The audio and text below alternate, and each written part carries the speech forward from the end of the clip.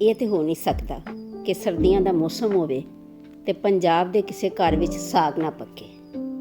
ਪੰਜਾਬ ਦੇ ਸਿਆਣੇ ਕਹਿੰਦੇ ਨੇ, ਆਪਣਾ ਉਗਾਓ ਅਤੇ ਆਪਣਾ ਖਾਓ। ਅਤੇ ਅੱਜ ਅਸੀਂ ਆਪਣਾ ਉਗਾਇਆ ਹੋਇਆ ਸਾਗ ਤੁਹਾਨੂੰ ਵਿਖਾਵਾਂਗੇ, ਇਹਦੀ ਕਟਾਈ ਕਰਾਂਗੇ ਅਤੇ ਫਿਰ ਇਹਨੂੰ ਪਕਾਵਾਂਗੇ। ਨਾਲ ਨਾਲ ਅਸੀਂ ਇਹ ਵੀ ਦੱਸਾਂਗੇ ਕਿ ਮਜ਼ੇਦਾਰ ਸਾਗ ਪਕਾਉਣ ਦੇ ਕੀ ਰਾਜ਼ ਨੇ। ਅਤੇ ਇਹ ਹੁਣ ਤੁਹਾਡੇ ਸਾਹਮਣੇ 1 ਹਫ਼ਤੇ ਦੀ ਫਸਲ ਹੈ। ਕਿਆਰੀਆਂ ਵਿੱਚ ਬੀਜ ਇੰਝ ਹੀ ਸੁੱਟ ਦਿੱਤਾ ਸੀ। ਜੇ ਕਿਆਰੀਆਂ ਨਹੀਂ ਹੈਗੀਆਂ ਤਾਂ ਪਲਾਸਟਿਕ ਦੇ ਡੱਬੇ ਲੈ ਲਓ ਅਤੇ ਤੁਸੀਂ ਮਿੱਟੀ ਦੇ ਵਿੱਚ ਗੋਬਰ ਦੀ ਖਾਦ ਜਾਂ ਯੂਰੀਆ ਖਾਦ ਥੋੜ੍ਹੀ ਜਿਹੀ ਮਿਲਾ ਲਓ ਅਤੇ ਬੀਜ ਛਿੜਕ ਦੇਵੋ। 4-5 ਦਿਨ ਬਾਅਦ ਬੜੀ ਆਸਾਨੀ ਨਾਲ ਬੀਜ ਉੱਗ ਜਾਣਗੇ ਅਤੇ ਉਹਦੇ ਤੋਂ ਬਾਅਦ ਇਹ ਦੇਖੋ 40 ਤੋਂ 45 ਦਿਨ ਦਾ ਜਿਹੜਾ ਰਿਜ਼ਲਟ ਹੈ ਨਾ, ਇਹ ਤੁਹਾਡੇ ਸਾਹਮਣੇ ਹੈ। 1.5 ਮਾਹ 'ਚ ਸਾਗ ਤਿਆਰ ਹੈ। ਤੁਸੀਂ ਇਹਨੂੰ ਕੱਟ ਸਕਦੇ ਹੋ। ਇਸ ਸਟੇਜ ਦੇ ਉੱਤੇ ਸਾਗ ਨੂੰ ਕੱਟ ਲਈਏ ਤਾਂ ਇਹ ਬੜਾ ਮਜ਼ੇਦਾਰ, ਨਰਮ ਅਤੇ ਬੜਾ ਹੀ ਸਵਾਦੀ ਹੁੰਦਾ ਹੈ। ਜੇ ਵੱਡਾ ਹੋ ਜਾਵੇ ਸਾਗ ਇਹਦੇ ਤੋਂ ਜ਼ਿਆਦਾ ਤਾਂ ਫਿਰ ਨਾਲ ਇਹ ਹੁੰਦਾ ਹੈ ਕਿ ਸਾਗ ਦੀਆਂ ਟਹਿਣੀਆਂ ਜਾਂ ਗੰਦਲਾਂ ਨੇ ਜਿਹੜੀਆਂ ਸਖਤ ਹੁੰਦੀਆਂ ਜਾਂਦੀਆਂ ਨੇ। ਹੁਣ ਮੈਂ ਤੁਹਾਨੂੰ ਆਪਣੀ ਪਾਲਕ ਵੀ ਵਿਖਾਵਾਂਗੀ, ਜਿਹੜੀ ਅਸੀਂ ਪਲਾਸਟਿਕ ਦੇ ਡੱਬਿਆਂ ਦੇ ਵਿੱਚ ਪਾਲਕ ਦੇ ਬੀਜ ਸੁੱਟ ਦਿੱਤੇ ਸੀ ਅਤੇ ਇਹ ਦੇਖੋ ਪਾਲਕ ਉੱਗੀ ਦੀ ਹੈ। ਅਤੇ ਚਲੋ ਫਿਰ ਹੁਣ ਸਾਗ ਕੱਟਣੇ ਆ। ਇਹ ਮੇਰੇ ਕੋਲ 30 ਸਾਲ ਪੁਰਾਣੀ ਦਾਤਰੀ ਹੈ ਅਤੇ ਮੈਂ ਪਾਲਕ ਹੋਵੇ ਜਾਂ ਸਾਗ ਹੋਵੇ ਇਹਦੇ ਨਾਲ ਹੀ ਕੱਟਣੀ ਹੈ।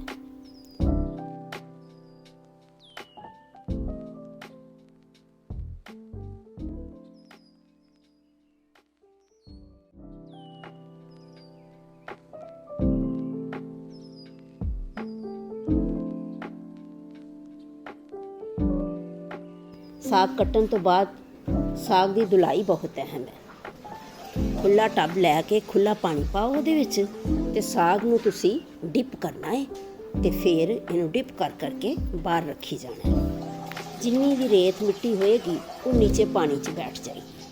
ਤੁਹਾਨੂੰ 2-3 ਵਾਰੀ ਇਹ ਕੰਮ ਕਰਨਾ ਪਏਗਾ, ਨਹੀਂ ਤਾਂ ਜ਼ਰਾ ਜਿੰਨੀ ਵੀ ਰੇਤ ਜੇ ਲੱਗੀ ਰਹਿ ਗਈ ਨਾ ਸਾਗ ਨਾਲ ਤਾਂ ਸਾਰਾ ਸਾਗ ਕਿਰਕਰਾ ਹੋ ਜਾਏਗਾ। ਲਓ ਜੀ, ਹੁਣ ਸਾਗ ਧੁਲ ਗਿਆ ਅਤੇ ਮਿੱਟੀ ਦੀ ਹਾਂਡੀ 'ਚ ਪਾ ਕੇ ਅਸੀਂ ਪੱਕਣ ਵਾਸਤੇ ਰੱਖ ਦਿੱਤਾ ਹੈ। ਤੀਸਰੀ ਟਿਪ ਤੁਹਾਨੂੰ ਦੱਸਾਂਗੇ ਕਿ ਸਾਗ ਦੇ ਵਿੱਚ ਕੋਈ ਬਹੁਤਾ ਮਸਾਲੇ ਪਾਉਣ ਦੀ ਜ਼ਰੂਰਤ ਨਹੀਂ। ਹਰੀਆਂ ਮਿਰਚਾਂ ਦਬਾ ਕੇ ਪਾਓ ਅਤੇ ਦੂਸਰਾ ਨਮਕ ਪਾ ਲਓ, ਬਸ। ਸਾਗ 'ਚ ਥੋੜ੍ਹੀ ਦੇਰ ਬਾਅਦ ਤੁਹਾਨੂੰ ਪਾਣੀ ਐਡ ਕਰਨਾ ਪਏਗਾ ਅਤੇ ਨਾਲ ਜਿਹੜਾ ਮਜ਼ੀਦ ਸਾਗ ਕੱਟਿਆ ਰੱਖਿਆ ਉਹ ਤੁਹਾਨੂੰ ਐਡ ਕਰਨਾ ਪਏਗਾ। ਬੜੀ ਅਹਿਮ ਟਿਪ ਜਿਹੜੀ ਹੈ ਸਾਗ ਦੀ ਉਹ ਇਹ ਹੈ ਕਿ ਤੁਸੀਂ ਸਾਗ ਨੂੰ ਓਵਰ ਕੁੱਕ ਨਹੀਂ ਕਰਨਾ, ਵਰਨਾ ਕੀ ਹੋਏਗਾ, ਸਾਰੇ ਮਿਨਰਲ, ਸਾਰੇ ਵਿਟਾਮਿਨ ਉਹ ਤਾਂ ਜ਼ਾਇਆ ਹੋਣਗੇ ਹੀ, ਸਾਗ ਦਾ ਰੰਗ ਵੀ ਖਰਾਬ ਹੋ ਜਾਏਗਾ। ਵੈਸੇ ਵਿਟਾਮਿਨਸ ਦੀ ਪਰਵਾਹ ਅਸੀਂ ਪੰਜਾਬੀ ਲੋਕ ਇੰਨੀ ਕਰਦੇ ਨਹੀਂਗੇ, ਲੇਕਿਨ ਕਲਰ ਤਾਂ ਜਿਹੜਾ ਨਾ ਲਸ਼ ਗ੍ਰੀਨ ਹੋਣਾ ਚਾਹੀਦਾ ਸਾਗ ਦਾ। ਅਤੇ ਚੌਥੀ ਟਿਪ ਇਹ ਹੈ ਕਿ ਗਰਮ ਸਾਗ ਨੂੰ ਤੁਸੀਂ ਗਰਮ ਸਾਗ ਨੂੰ ਘੋਟਾ ਲਾ ਲਓ ਇਹ ਲੱਕੜੀ ਦੇ ਘੋਟੇ ਦੇ ਨਾਲ। ਅਤੇ ਗਰਮ ਕਰਨ ਦਾ ਇਹ ਫਾਇਦਾ ਹੁੰਦਾ ਕਿ ਤੁਹਾਡਾ ਕੰਮ ਬੜੀ ਜਲਦੀ ਹੋ ਜਾਏਗਾ, ਵਰਨਾ ਜਿਉਂ ਸਾਗ ਠੰਡਾ ਹੁੰਦਾ ਜਾਏਗਾ ਇਹਦੇ ਪੱਤੇ ਸਖਤ ਹੁੰਦੇ ਜਾਣਗੇ ਫਿਰ ਤੋਂ।